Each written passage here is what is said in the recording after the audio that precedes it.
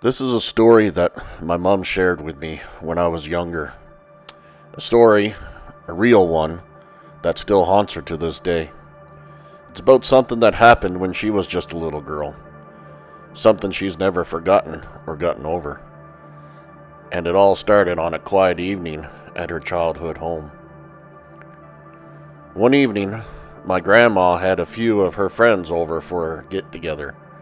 My mom was there, just a kid at the time, sitting quietly in the corner, listening to them laugh and talk. The women were enjoying their evening, sipping drinks and chatting, but then the conversation took a turn. They started talking about creepy experiences, paranormal things, stuff they couldn't explain. One of the women spoke up first. She described the strange noises she'd hear at night, things moving around her house when no one was there. She talked about weird smells that came and went, as if something unseen was there with her, watching. Then she told about one particular night. She was sitting by the fire, reading alone. Her husband was working late, and the kids were asleep. The house was quiet. Almost too quiet, she said. And that's when it happened. She heard it. A blood-curdling scream from upstairs. She bolted up the stairs, thinking it was one of her kids.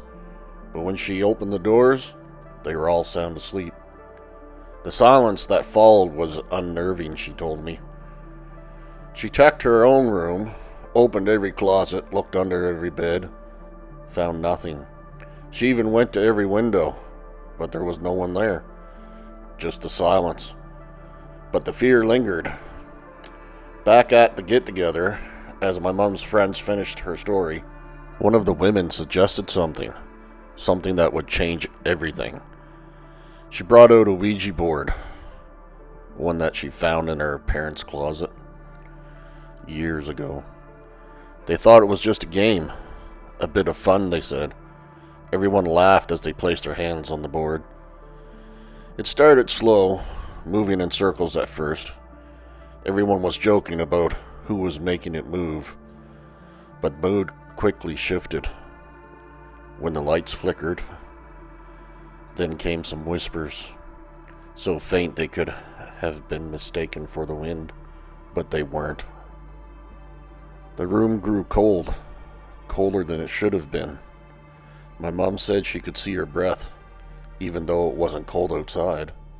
And then, the game took a darker turn.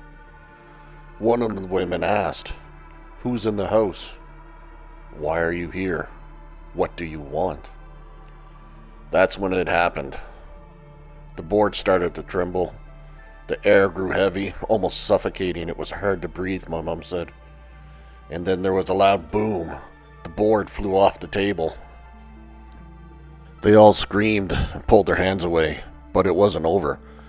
My mom remembers what happened next, like it was yesterday, she said. My grandma screamed at her, "Run, hide, don't come out, no matter what." She took off down the hall, hearing the other women screaming in terror behind her. The sound of crashing, the kitchen being torn apart, it sounded like, she said. Then she heard it. The deepest, most terrifying voice she had ever heard, speaking in a language she couldn't understand. A voice that felt older than time itself, she told me. It was so dark, so deep, it rattled her right to her bones. And then, as quick as everything happened, everything stopped. And to this day, my mom swears she's never heard anything like it. She's never been as afraid as she was that night. The next morning, my mom remembers waking up in her bed, confused, disoriented. She ran into the kitchen expecting to see chaos, the aftermath of what happened, but everything was normal. My grandma was there, cooking breakfast like it was just another day. My mom, terrified, asked her what had happened last night, what that thing was, but my grandma wouldn't answer. She looked over at her with a terrified expression and said, in a cold, firm tone, "Never speak of that night, not ever. Forget about it. You didn't see anything, dear." My mom, scared and confused, never brought it up again. Even now, years later, just thinking about that night, she still gets terrified. The fear in her voice when she tells the story, it's real. She only ever told me about it once, and that was because I asked her about Ouija boards. She never spoke about it again. So what really happened that night? Was it just a game gone wrong, or something far darker? Some stories fade with time, but this one still lingers, in silence, in the shadows, and in the questions we're all too afraid to ask.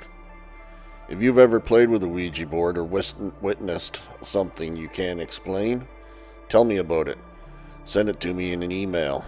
I read every story, and some of them, they end up in future videos. If this one gave you the chills, make sure to like, comment, and subscribe for more real horror stories every week. Turn on your notifications so you never miss what's coming. Because sometimes the scariest stories, they're always the real ones.